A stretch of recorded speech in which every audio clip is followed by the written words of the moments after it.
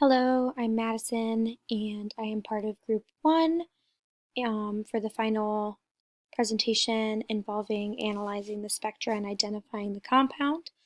And this is a little PowerPoint presentation that went through my process for identifying. So first we were given a molecular formula, and that is C6H12O2. And from that we were able to use the equation 2C plus 2 minus H divided by 2, where C is the carbons and H is your hydrogens, to determine the degree of unsaturation. And so going through my math right here, the degree of unsaturation is 1. And so that tells us that there is one double bond or one aromatic ring within whatever we are working to identify. So that's important going forward so we can keep track of, what our structure should look like. And in comparing that with the spectra, we can kind of further see whether or not it's going to be a ring or if it's going to be a double bond. So what I analyzed first was the IR spectra, and so starting first over here, some sp3 hybridized CH bonding going on around the 3000 mark. A little bit further down, I identified what was probably a carbonyl or ester C double bond O, just based off of the stretch here and its location around 1700 centimeters to the -1. Then some CH bonding. There's another CO over here. You can tell just by its length and kind of placement because it's around 1200 centimeters to the -1. So those kind of help identify both of our two oxygens. Oops, sorry. And then down here we just have some more CHs. Something important that I thought to point out here is around 2000 and a little bit further up, just based by where my cursor is here, you would see some aromatic bending if there was an aromatic ring. And so that kind of tells me what I need to know, especially looking over here and seeing what I think would be a C double bond region. That we do not have an aromatic ring. We have probably just a carbon double bonded to an oxygen. So here's that kind of put into the chart that they had given, just kind of what I just went over on the actual table, just kind of written out. Again, the no aromatic markings just show me that there must just be a double bond, which is what I was identifying at the 1700 mark. Next, we are still C6H12O2, continuing to look here, and this is our carbon-13 NMR spectroscopy. Big points here to notice are the C double bond O for an ester, more likely up here at like 174-ish, I don't know.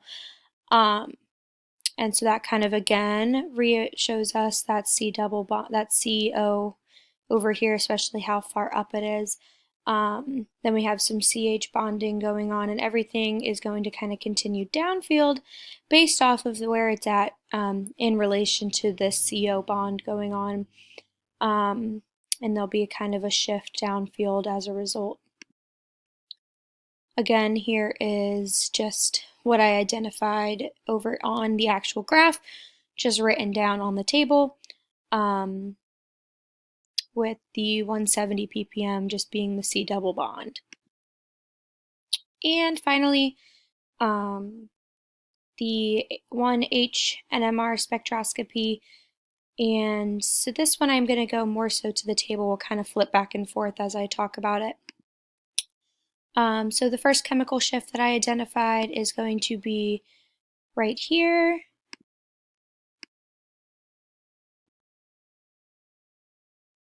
And that is the 4.2 ppm.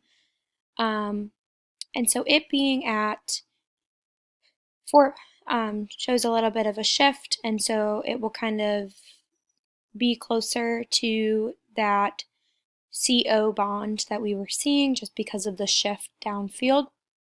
And that has a 2H identification, which tells us that it is responsible for 2 hydrogens. And that is kind of represented right here in my writing. And it has 1, 2, 3, 4 peaks, so that's a quad. So a quad would tell us here 4 minus 1, because in our math it's n plus 1, where n is the number of hydrogens nearby in the next door carbons. And so that tells us that there is a CH3, or 2 carbons that have just a CH and then a CH2 nearby. And so I was able to kind of figure out, just through working through all of this, at the end we'll kind of go through how I got this entire molecular formula, but that it is, yes, near the oxygen and then also has a CH3 nearby. So this highlighted portion would be that one right there. Our next peak is going to be closer to 2.4 ppm. That again is represented by 2H, so that has 2 hydrogens right there that it's representing. And then it has 1, 2, 3 peaks right here, so that's a triplet. So that tells us n minus 1 that there is 2 hydrogens adjacent to it. And so that kind of shows up here in this next line, 2.4 ppm, 2H triplet. And then interpretation, I would put it kind of right here in this highlighted section. Next identification is around 1.6 ppm, I would say. And this one's a little hard to see based on the picture, but if you zoomed in real close, there is six peaks. So 6 minus 1 would be 5 hydrogens nearby, but that is a sextet. And so that would show up right here based on what I was getting. 2 more very close together now, kind of hard to read, but one's around 1.3 ppm.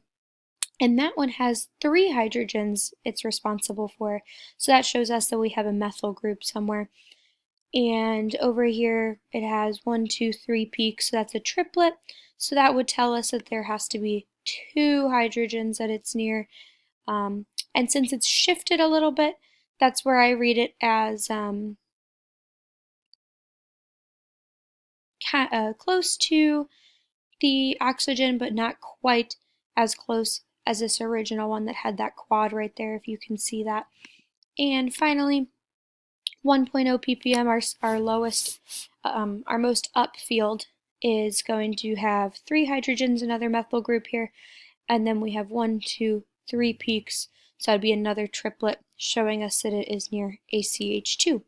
So putting all of that together, I was able to figure out that we have a double bond, obviously, and then we have a CO bond, and that was identified based off of IR spectroscopy and our 13 CNMR spectroscopy.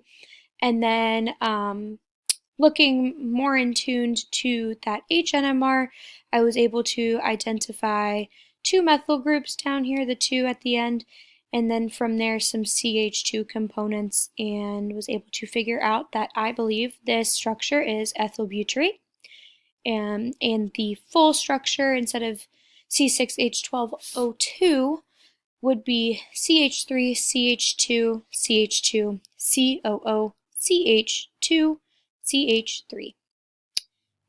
Thank you very much for watching my explanation. I hope it made enough sense and was easy to follow. Thank you.